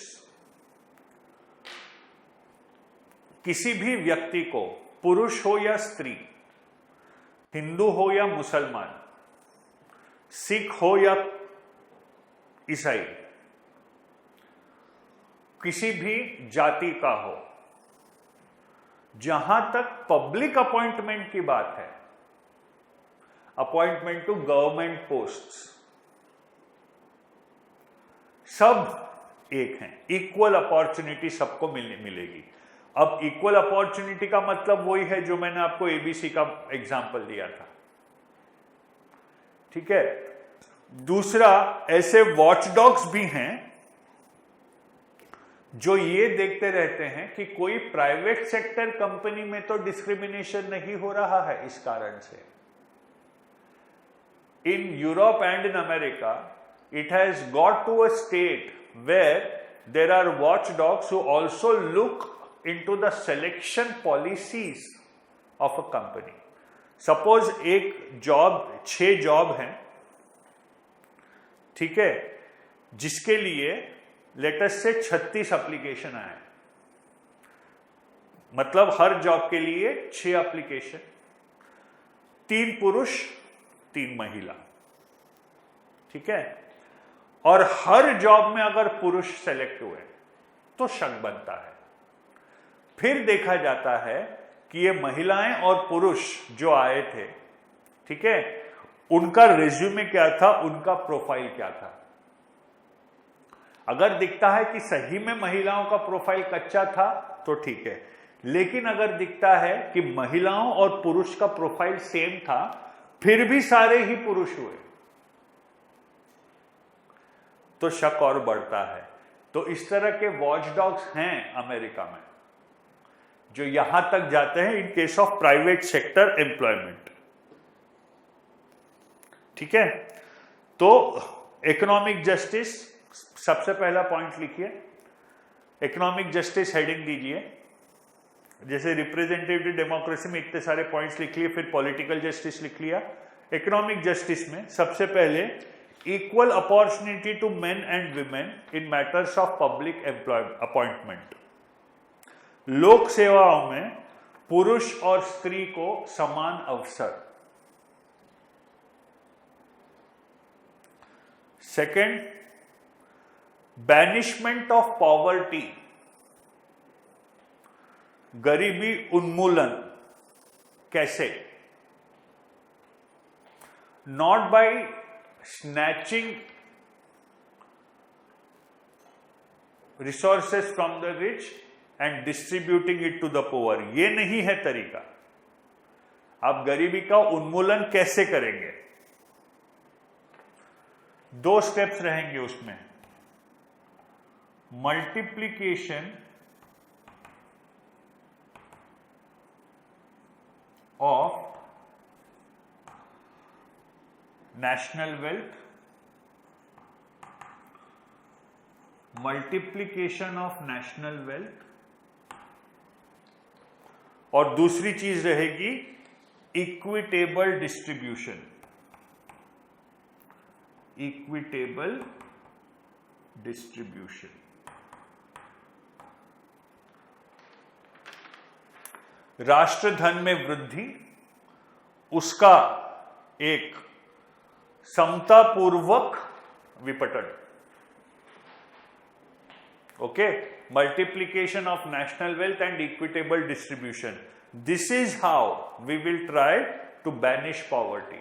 We won't try to banish poverty by donating to the poor. We won't try to banish poverty by government taking over resources of the rich and distributing it to the poor. That is not how we will banish poverty. We will banish poverty by multiplying national wealth and ensuring its equitable distribution. Social justice हम कैसा achieve करेंगे?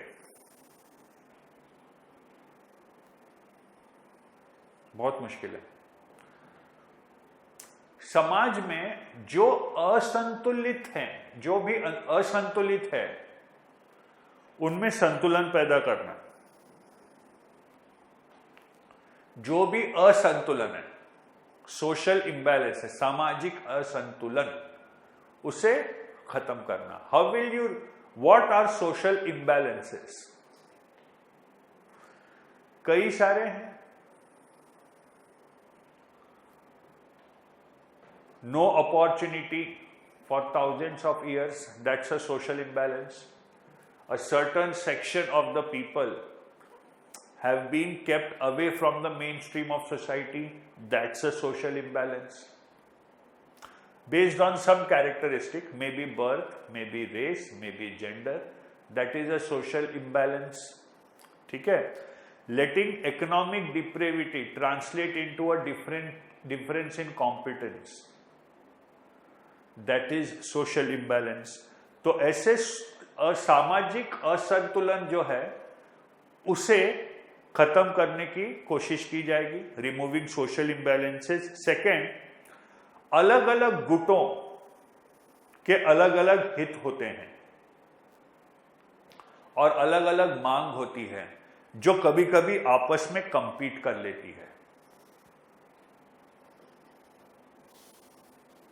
ठीक है? जैसे festivals में होता है, एक तरफ हिंदू फेस्टिवल है, उसी दिन कोई मुस्लिम फेस्टिवल भी है, दोनों को सड़क पे प्रोसेशन निकालना है, दोनों को सेम रूट से ही जाना है। तो यहां पर राइवल क्लेम्स हैं। ठीक है? एग्जाम्पल दे रहा हूं मैं। तो सरकार ये कोशिश करेगी कि ऐसे राइवल क्लेम्स में कहीं ना कहीं एक हार्मोनाइजेशन क्रिएट किया जाए, अलग अलग गुटों के हितों के बीच एक सामंजस्य बनाया जाए।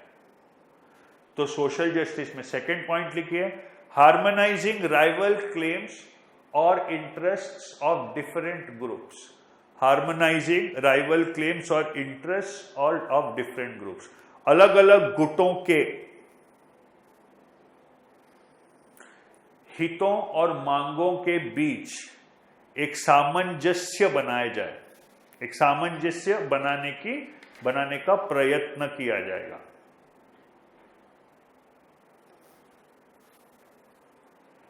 ठीक है? तो अगला पॉइंट लिखिए, लिबर्टी हम कैसे एंश्योर करेंगे? फर्स्ट ऑफ ऑल, थिंक ये मिटाने का समय आ गया है। How will we ensure liberty? Number 1,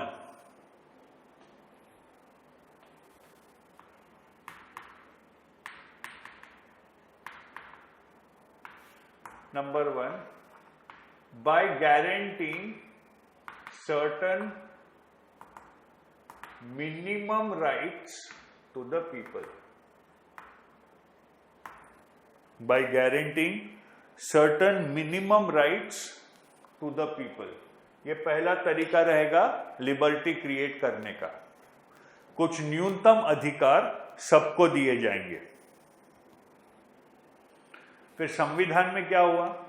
essential rights जो है वो प्रियम्बल में आ गए, and there is a part 3 of the constitution which guarantees certain fundamental rights. ठीक है, तो दूसरा पॉइंट लिखिए, guaranteed by part 3 of the constitution. संविधान के भाग 3 से आश्वस्त किया गया है, के द्वारा आश्वस्त किया गया है। Part 3 of the constitution.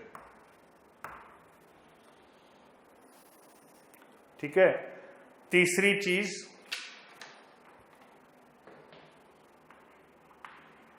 Liberty should be enjoyed with social restrictions. स्वतंत्रता का भोग सामाजिक प्रतिबंध के दायरे में होना चाहिए।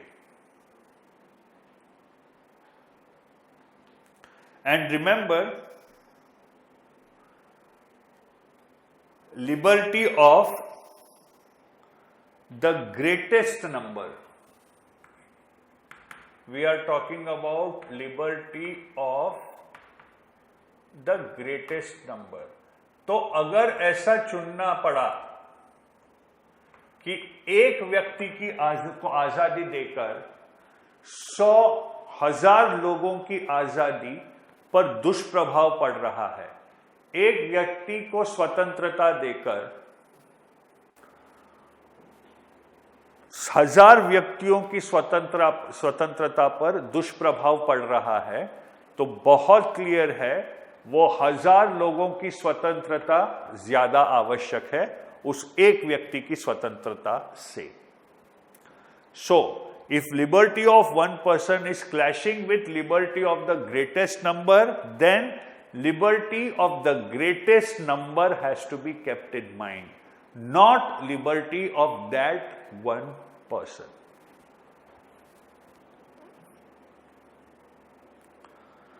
क्लियर है ये पॉइंट? ठीक है, okay.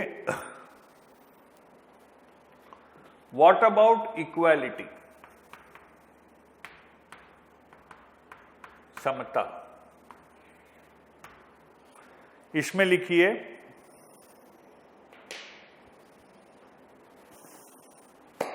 Article 14 to 18 of the Indian constitution guarantees this. आपके सामाजिक ढांचे में जो भी असमानताएं हैं उनको खत्म करना जरूरी है। आपके सामाजिक ढांचे में जो भी असमानताएं हैं उसे खत्म करना आवश्यक है। Point number 1। पॉइंट नंबर 2, हर व्यक्ति को, जैसा हमने देखा था, स्टेटस एंड अपॉर्चुनिटी, प्रतिष्ठा का सम्मान। तीसरा, आर्टिकल 14 to 18 में ये सारी इक्वालिटीज दी गई। Okay, what about the next important point is socialistic pattern of society.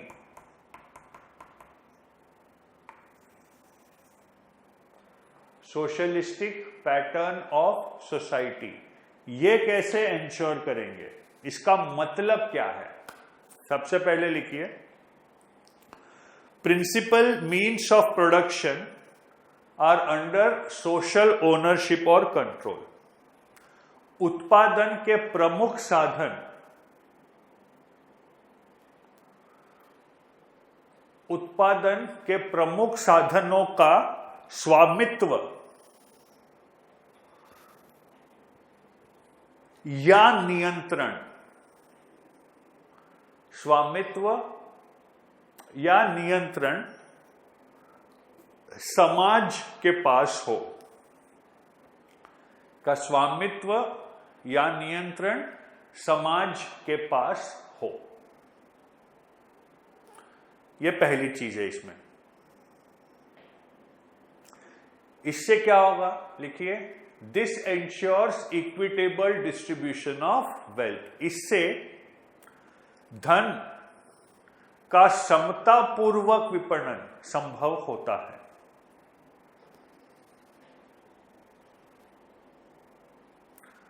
यह है सोशलिस्टिक पैटर्न ऑफ सोसाइटी का मतलब। भारत में कैसा किया गया है? प्राइवेट प्रॉपर्टी, लिखिए, प्राइवेट प्रॉपर्टी नॉट एबॉलिश्ड। निजी संपत्ति को पूर्ण रूप से खारिज नहीं किया गया है। निजी संपत्ति की अवधारणा को पूर्ण रूप से अस्वीकार नहीं किया गया है,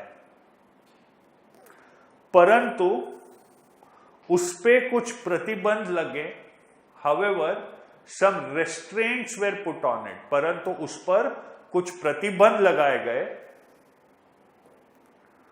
जिससे वो देश हित के काम में आए, due to which it may be used in the interest of the nation. It may be used in the interest of the nation. ठीक है? This is how we have tried to achieve a socialistic pattern of society. और बाकी तो आप अगर देखो इसमें relation कैसा है समझिए। अगर ये रहा तो ये होगा,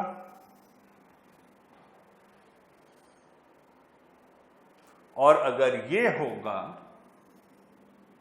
it leads to this.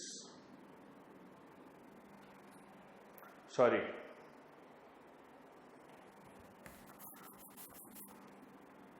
ये ऐसा और ये ऐसा। व्यक्ति की गरिमा को आप सम्मान देंगे तो बंधुता बनेगी, और बंधुता रही तो देश एक और अखंड रह पाएगा। तो बंधुता का भी आधार प्रेम नहीं है। आप इसको समझने की कोशिश कीजिए। आपके पास चॉइस नहीं है। अगर आपको इस देश को एक रखना है तो दूसरों की गरिमा का सम्मान करने के अलावा आपके पास कोई पर्याय नहीं है। ठीक है? अगर आप उसकी भी, लेकिन कुछ लोग बोलते हैं हद होती है। ऐसा नहीं कि हम गरिमा रखे जा रहे हैं बाकी लोग गरिमा नहीं रख रहे हैं। खैर, आजकल तो बड़ा ही कंट्रोवर्शियल हो गया है सब कुछ। मैं उसके गहराई में जाना नहीं चाहूंगा, आपके कोर्स में नहीं है। तो ये बेसिक आइडिया है। ठीक है? ओके। अब आज का आखिरी पार्ट, भारत के संविधान के स्रोत, important sources of the Indian constitution. Ambedkar ji ने ही बोला था कि ये कोई बहुत ओरिजिनल नॉवल या डॉक्यूमेंट लिखने नहीं बैठा हूं मैं। इतने सारे आइडियाज हैं वेस्टर्न वर्ल्ड में, इतने सारे कॉन्स्टिट्यूशंस बन चुके हैं after the American constitution. So what we have tried to do is to take good things from other constitution and modify it in a certain way so that it suits Indian conditions. तो ये विभिन्न स्रोत क्या थे? सबसे पहले USA से हमारे कॉन्स्टिट्यूशन ऑफ यूएसए से क्या क्या हमने ये किया है। सबसे पहले प्रीएम्बल, प्रस्तावना की अवधारणा। प्रीएम्बल वहां से नहीं उठाया है, सॉरी, प्रियम्बल वहां से इंस्पायर्ड नहीं है, प्रियम्बल का कॉन्सेप्ट जो है वो वहां से, उनके प्रियम्बल में परस्यूट ऑफ हैप्पीनेस भी है सर। हमारे फंडामेंटल ड्यूटीज में परस्यूट ऑफ एक्सीलेंस है, उनके प्रियम्बल में परस्यूट ऑफ हैप्पीनेस है। Every person can do whatever he wants to do, he should be happy. ये तो मेरा भी मानना है।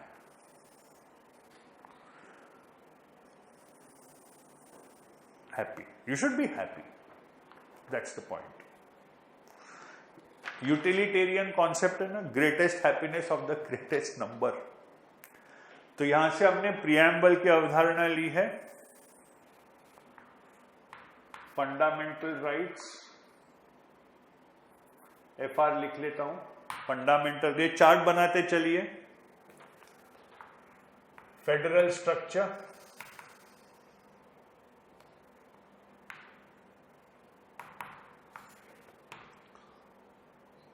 प्रेसिडेंट एंड वाइस प्रेसिडेंट, राष्ट्रपति और उपराष्ट्रपति की शक्तियां, functions of president and vice president, judicial review, न्यायिक समीक्षा। हमारे यहां है ना, what ever law the government makes it can be reviewed by the judiciary, तो कॉन्सेप्ट ऑफ जुडिशियल रिव्यू वहीं से आया है। Impeachment of the president, impeachment of the president, ठीक है। Removal of supreme court and high court जजेस, removal of supreme court and high court जजेस। खैर, इसमें से कुछ चीजें गवर्नमेंट ऑफ इंडिया एक्ट 1935 से भी ली गई हैं। यूके से हमने क्या लिया है, यूनाइटेड किंगडम। ये लिस्ट आपको एक और जगह काम आएगी, सिमिलैरिटी बिटवीन वेरियस कॉन्स्टिट्यूशंस क्या क्या है। यूके में वैसे कॉन्स्टिट्यूशन कोई रिटन डॉक्यूमेंट नहीं है, ध्यान रखिएगा। यूनाइटेड किंगडम का लॉ से हमने क्या लिया है, बेसिकली एक है पार्लियामेंट्री फॉर्म, वो क्या था हमने देखा था, parliamentary form,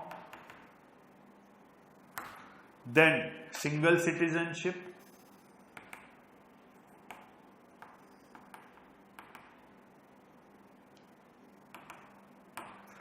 and then bicameralism.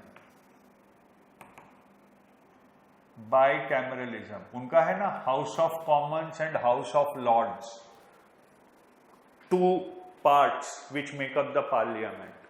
तो वैसे ही हमारे यहां है लोकसभा और राज्यसभा, ठीक है।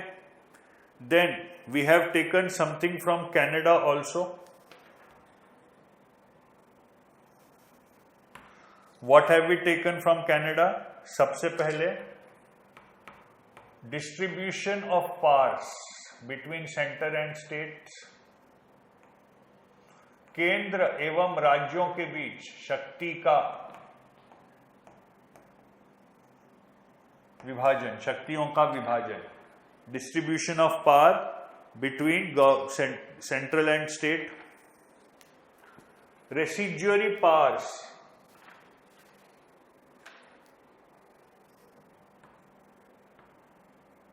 residuary powers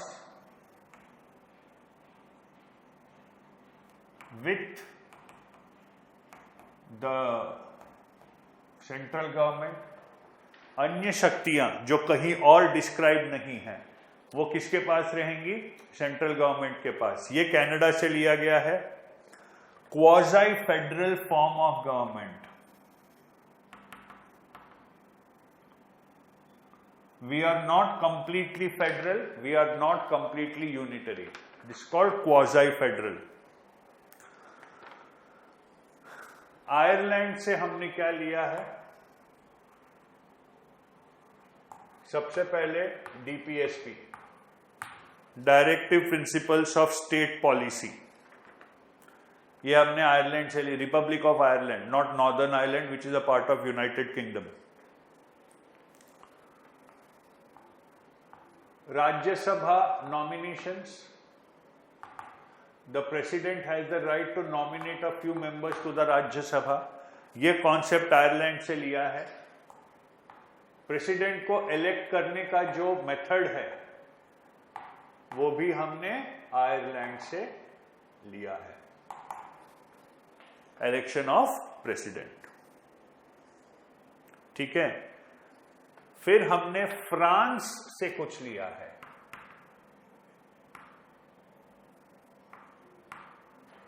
फ्रांस से क्या लिया है? लिबर्टी, मैंने जैसा बोला था ये टर्म्स फ्रेंच रेवोल्यूशन में सबसे पहले पॉपुलर हुए थे, लिबर्टी, इक्वालिटी एंड फ्रैटर्निटी। ये हमने प्रियम्बल में जो टर्म्स लिए हैं ये फ्रांस या फ्रेंच रेवोल्यूशन से इंस्पायर्ड हैं। Then as I said we have taken a lot from the GOI act of 1935।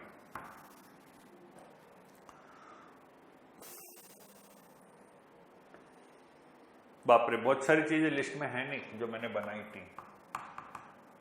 Federal scheme हमने वहीं से ली है।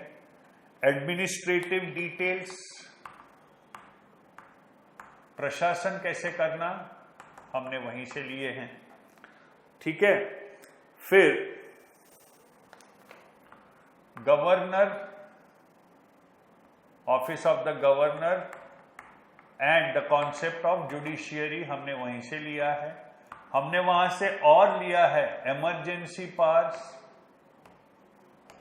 ये कॉन्सेप्ट पार्टली वहां से इंस्पायर्ड है। ठीक है, then article 356, where a state government can be dismissed, where a state government can be dismissed and president's rule can be applied, ये भी हमने गवर्नमेंट ऑफ इंडिया एक्ट 1935 से लिया। डिटेल में बात करेंगे इसकी जब इमरजेंसी की बात करेंगे तब। रिमेंबर जब GOI एक्ट 1935 आया था तो Congress was completely against the relevant articles, जो सरकार को अधिकार देती थी गवर्नर जनरल को कि कोई भी प्रोविंस के गवर्नमेंट को डिसमिस कर सकती है, इलेक्टेड गवर्नमेंट को। कांग्रेस ने कड़ा विरोध किया था, बट जब संविधान बनाने की बात आई Congress thought it would be better to incorporate this, the constitution makers thought it would be better to incorporate this. South Africa, यहां से हमने पहली चीज जो ली है वो है amendment, procedure for amendments to the constitution, amendments procedure. ठीक है, then election of Rajya Sabha members, election of Rajya Sabha members, ये भी हमने साउथ अफ्रीका से लिया है। Germany, the Weimar Republic of Germany, पढ़िएगा ये वेमार रिपब्लिक क्या है। The Weimar Republic of Germany mainly यहां से है इमरजेंसी प्रोविजंस, अवधारणा तो वहां से थी गवर्नमेंट ऑफ इंडिया एक्ट से, लेकिन स्पेसिफिक्स जो हैं वो हमने यहां से लिए हैं। Emergency provisions and suspension of fundamental rights during emergency, suspension of, ये पूरा टेबल बना लीजिए प्लीज, एक एक चार्ट बनाइए, एक एक वर्ड लिखिए, बहुत काम में आएगा बाद में, सब कुछ एक ही जगह पे रहेगा। और याद रखिए आप लिखेंगे ना एक बार तो आपको याद रहेगा, इसके चांसेस ज्यादा होते हैं। ऐसे आपको बहुत सारे इमेजेस मिल जाएंगे। Sources of the Indian constitution image search आपने किया तो आपको बहुत सारे इमेजेस मिल जाएंगे जिसमें ये ऐसा का ऐसा दिया हुआ है। लेकिन दिक्कत ये है कि वो पढ़ के नहीं, पढ़ोगे, सुनोगे, लिखोगे तो याद ज्यादा रहेगा, ध्यान रखिएगा। Suspension of fundamental rights during emergency, ये हमने जर्मनी से लिया है। यूएसएसआर से we have taken the concept of fundamental duties.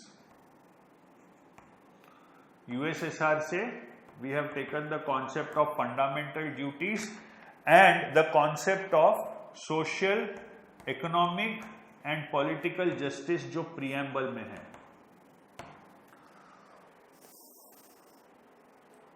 ठीक है, जापान से लिया है हमने procedure established by law। One main thing which we have taken from Japan is procedure established by law,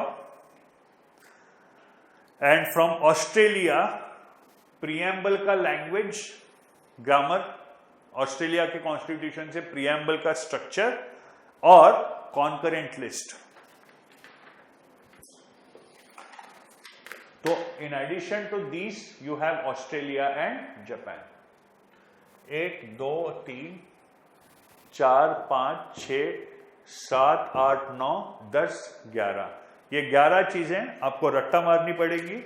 कभी कभी प्रीलिम्स में इसके बेसिस पे सवाल आता है। दूसरा, ये क्यों इंपॉर्टेंट है, एक टॉपिक है comparison of the constitution of India with the constitution of other Nations, उसके ये GS2 का ही टॉपिक है, उसके डिस्कशन में ये बहुत काम का है। राइट, तो ये है philosophy of the constitution, objectives and philosophy of the constitution. ठीक है, अगले लेक्चर में we will take up this topic forward. This was the 4th lecture in GS2 constitution. आज के लिए इतना ही। धन्यवाद, बहुत बहुत धन्यवाद, प्रणाम।